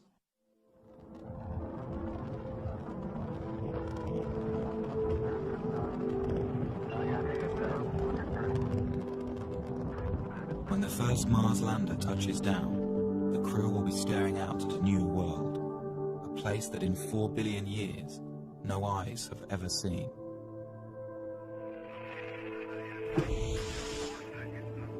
The crew won't be alone. Millions of television viewers back home will be watching as the first man or woman places their footprint into the rust-colored soil. The crew will savor these moments. For here, someday, a new branch of civilization might begin, and future Martians will remember and celebrate this day.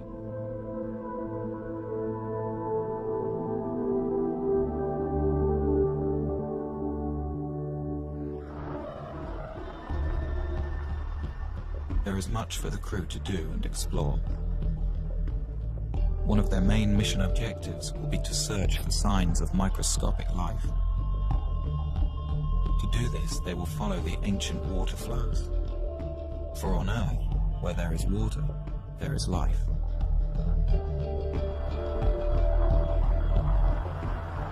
To help the crew in their search, they will have a pressurized rover that allows them to explore in a comfortable, shirt-sleeve environment.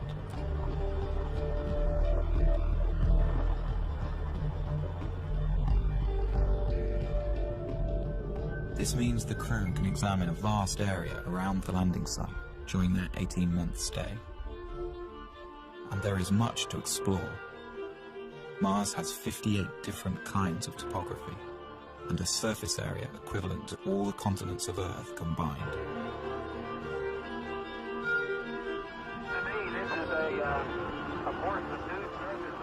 If these explorers can uncover the fossilized remnants of indigenous Martian life, they will redefine mankind's understanding of its place in the universe. For if life arose separately on a planet so close to our own, it strongly suggests that the universe is a biologically rich place and full of life.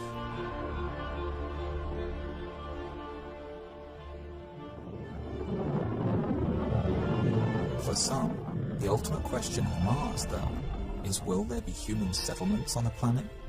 Will Mars become a new branch of human civilization?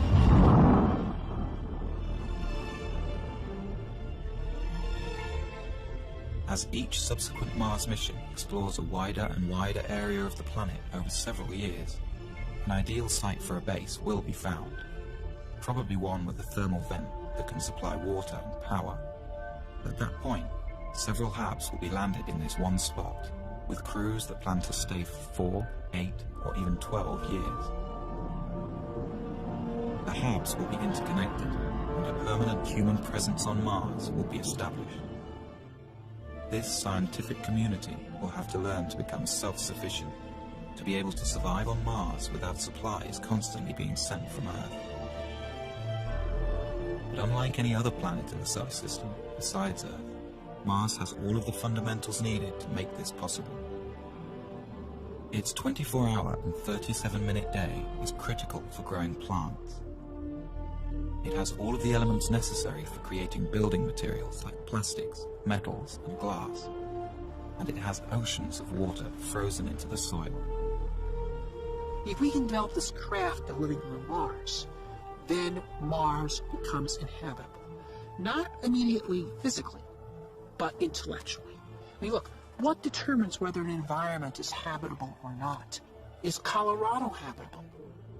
We're not naturally adapted to live in Colorado. We're tropical animals. No one could survive a single winter night here without technology, such as clothing, efficient use of fire. We invented our way into becoming people that could colonize such hostile environments.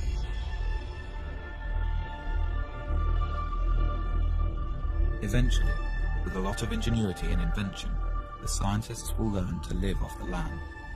They will grow crops in the iron-rich but potassium-poor soil. And they will produce oxygen and energy from the water and atmosphere.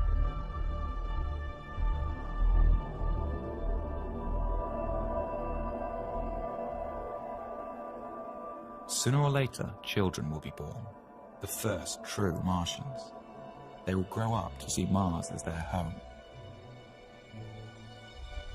With time, more and more people will arrive. These won't only be scientists, but settlers, people who plan to stay. They may come for all kinds of reasons, but to them, Mars will be a chance to start over, to build a new life for themselves. The well of human social thought is not exhausted by the present age, and I don't think will ever be exhausted. There will always be people with new ideas on how humans should live together.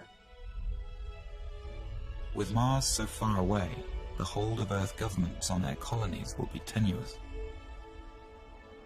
The Martians will need to govern themselves. Mars is not going to be a utopia. Mars is going to be a lab.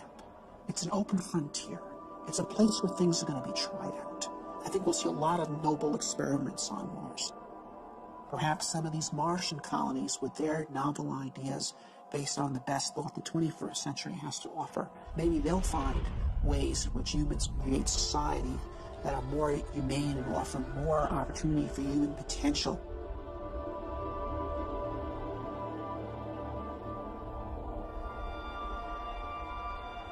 The ultimate dream of the Martians would be to terraform their planet, to make Mars as hospitable as Earth. This may not be as big a fantasy as it seems. Here we are on Earth, a world that's very sophisticated and developed and complete. And anything we do is just a subtraction. It's because we live in such a biologically rich planet. When we go to Mars, we have an opportunity that we don't have on Earth. Here's a planet that's died. Here's a world that's not full of biology, probably doesn't have any at all. Well, there, we can actually do something to help.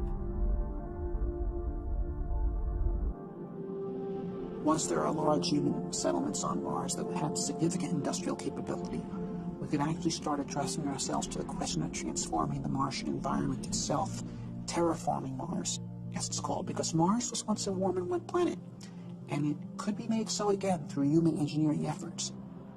With daytime temperatures in the Martian tropical zone averaging around 0 degrees centigrade, and with an atmosphere only 1% as thick as Earth's, exposure to these elements by a human without a spacesuit would be instantly fatal. The first step to terraforming Mars and bringing it back to life will be for the Martian colonists to warm up their planet. Well, we know how to warm up planets. We're doing it on Earth by putting gases in the atmosphere. On Earth, it's not a good idea to warm up the planet. The temperature is just fine, thank you. We don't need it any warmer here. But in principle, if you could trap the sunlight reaching Mars today, every single photon that's hitting Mars, Mars would warm up in about 10 years. Well, obviously you can't trap every single photon that's hitting Mars, but you can trap about 10% of them with the greenhouse effect. So that would imply that Mars could warm up in about 100 years. Well, 100 years is a long time, but it's not astronomically long. One idea is to build small, automated factories that produce super greenhouse gases with no ozone-depleting side effects. Although these gases would be unwelcome on Earth, for the Martians they would be an efficient way to trap heat. Then within a few decades, we would raise Mars by more than 10 degrees centigrade. And if you did that, that would cause massive amounts of carbon dioxide that is currently absorbed into the Martian soil to start to outgas. Carbon dioxide is also a natural greenhouse gas. As it builds up in the atmosphere, more and more heat will be trapped, which will in turn cause more CO2 to outgas. The process will become automatic, and as the atmosphere thickens, Mars will eventually reach a state of equilibrium and stay warm naturally.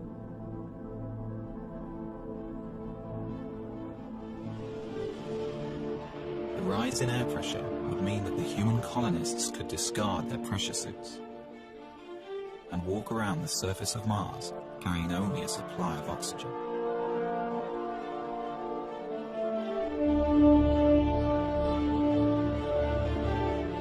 And as the temperatures rise on Mars, water frozen into the soil will begin to melt out. And for the second time in its history, Mars would have liquid water on its surface. Dry Martian rivers will start to flow.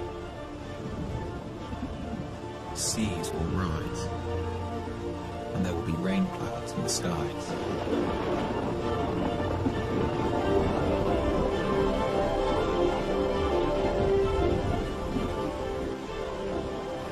The return of Mars to its warm and wet stage will make it a fertile environment for life.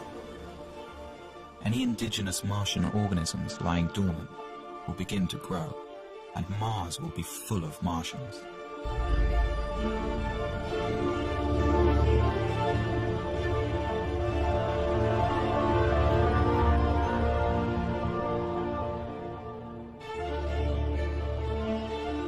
If no native life emerges, or that life is all dead, then humans could begin addressing the idea of bringing life from Earth.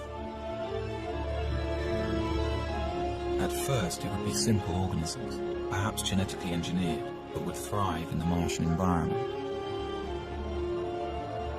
Then more complex plants could be introduced.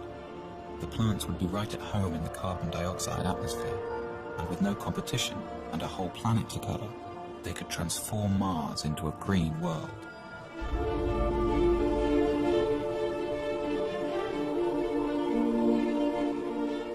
Warming Mars so that it sustains life is rapid, but then the slow process of making the atmosphere breathable for humans and animals starts, and that's done by plants. Although the process will happen naturally, if the colonists can't find a quicker way, it will take tens of thousands of years. This is a philosophical debate. Many people think the universe has a big sign on it that says, "Do not touch. Leave it alone. It was made this way. It is not in our purview as human beings to change anything." I can respect that view, although I disagree with it. I think the universe has a big sign on it that says, "Go forth and spread life." Because when I look around the universe, I think life is the most amazing thing we see. It is just incredible. And we human beings are uniquely positioned to help spread life from this little tiny planet, which it seems to have started on, beyond. And that's our gift. Earth's gift to the universe, I think, is the gift of life.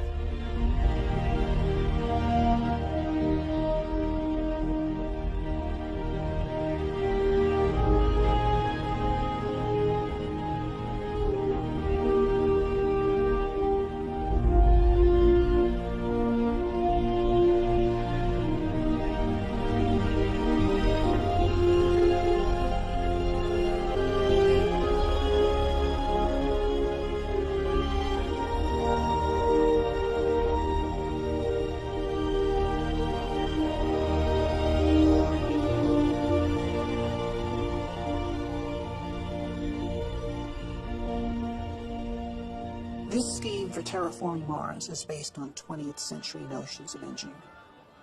I don't think it is how Mars will actually be terraformed. What you have here is a 20th century mind trying to address a 22nd century problem. And so I think Mars will be terraformed by the 23rd century, not by the 33rd, by the 23rd. Things that would seem utterly fantastical to us is how it will actually be done. But it'll be done. We're at a crossroads today. We either muster the courage to go, or we risk the possibility of stagnation and decay. The exploration of the solar system and expanding of life to the rest of our solar system and someday beyond is the kind of thing that will keep our civilization going. We're explorers by nature. Eventually we will go to the stars. And the question is, when will we start? I think a man-Mars mission could happen within 15 years. Some days I'm very optimistic. I think we can do it in 10, maybe 15 years. Other days I see all the political things that go into the space program. I look back on the 30 years we've been bogged down, and I get more negative about it, and I say it's going to be another 3 decades or 4 decades. Yeah, I would be surprised if we got to Mars prior to 2025 or 2030. In May of 2018.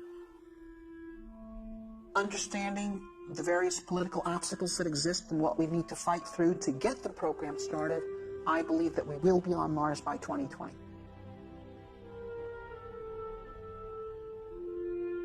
You have to believe in hope. You have to believe in the future. There are more and more people coming around to the point of view that a positive future for humanity requires human expansion to space. We will eventually break through the forces of inertia that have been holding this thing back.